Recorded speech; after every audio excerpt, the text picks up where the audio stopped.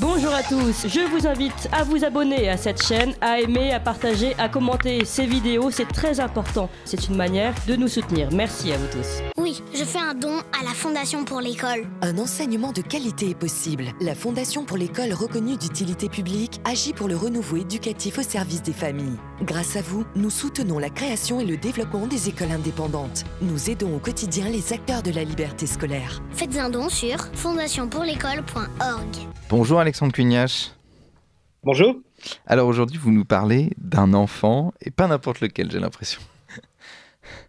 Et oui, cher Valentin, cher Corentin, une personne qui nous est proche a récemment enfanté. C'est-à-dire qu'elle a donné naissance. Mais comme à l'occasion de Noël, j'avais déjà fait une chronique sur la naissance, puisque c'est le même mot, Noël et naissance, je saisis l'occasion de revenir sur l'enfant, en commençant en guise d'hommage à cette personne qui se reconnaîtra. Et vous noterez que reconnaître, c'est connaître de nouveau, et que connaître, c'est naître avec, et qu'ainsi la reconnaissance est une forme de nouvelle naissance.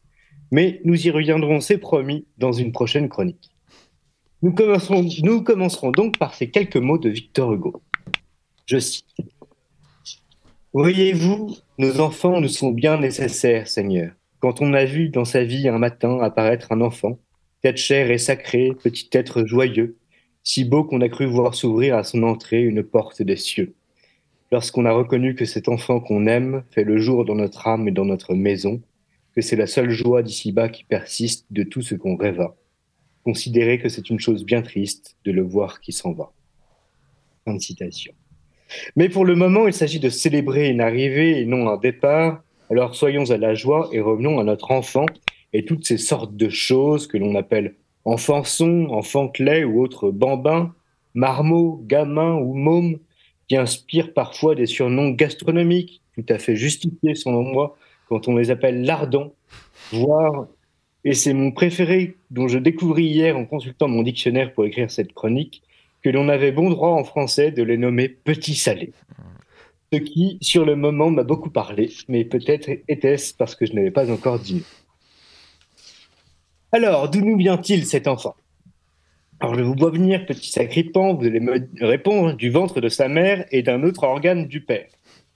Mais ce n'est pas du tout ma réponse, car d'une part, je ne serai pas vulgaire sur Radio Courtoisie, et d'autre part, parce qu'il ne s'agit ni d'une chronique biologique, ni même gastronomique, n'en déplaise aux lardons et petits salés, mais bien d'une chronique étymologique.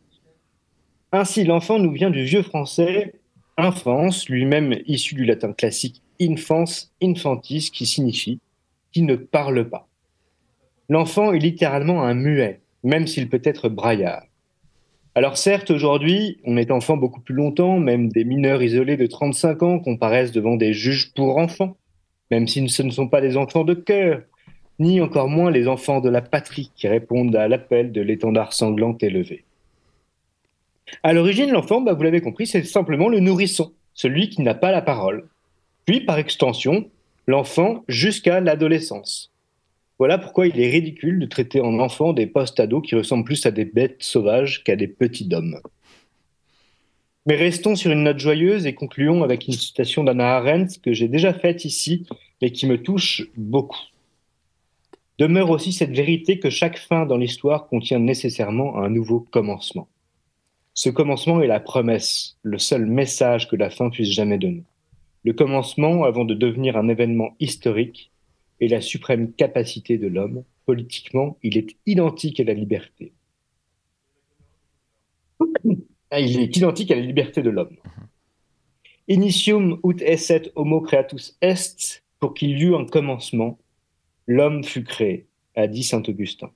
Ce commencement est garanti par chaque nouvelle naissance, il est en vérité chaque homme.